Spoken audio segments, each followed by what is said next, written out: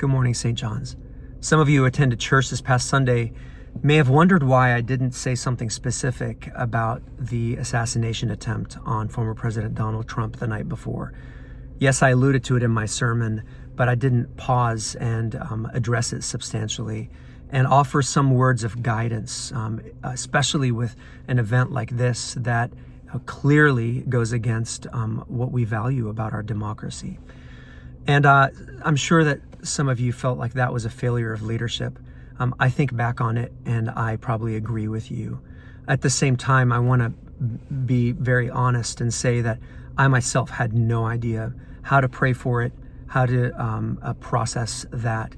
Not because I was shocked, but because maybe more I was conflicted on the inside with my own responses and reactions to it.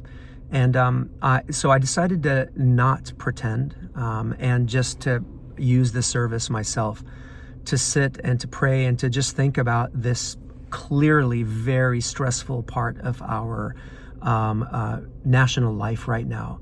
I mean, we are all experiencing a level of anxiety around the general election that's coming up, and where our nation is and the polarization that I felt in many ways the silence that we held during the service, where we paused and as part of the sermon to recognize and just connect with God's love for us.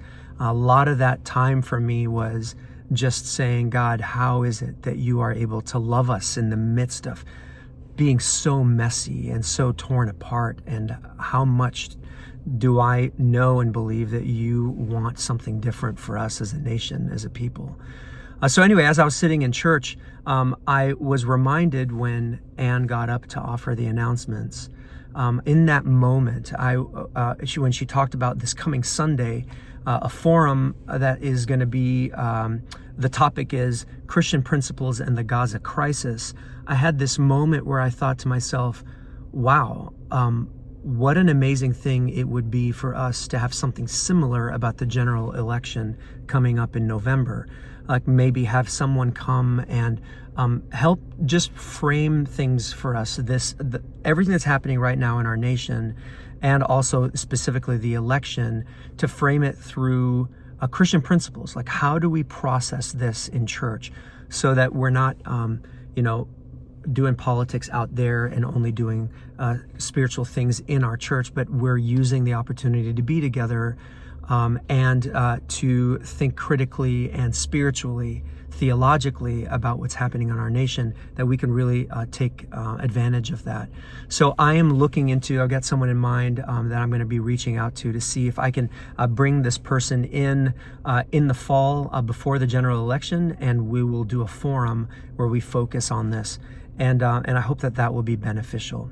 So I wanted to apologize again for those of you who came to church looking for a leadership and looking for something specific to be said, just to acknowledge that.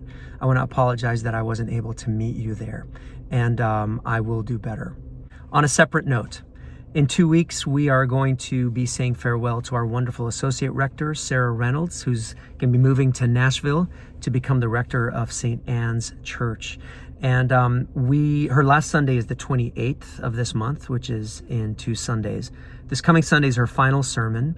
On the 28th, I'll be preaching, and then we'll have a liturgy during the service to say farewell to her and send her off with our blessing.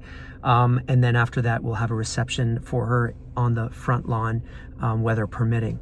There's an opportunity for you here to also show your love to Sarah by making a contribution to her farewell purse. This is a long tradition in St. John's where we send a staff member off with our generosity and our love. So there's a link at the bottom of this video.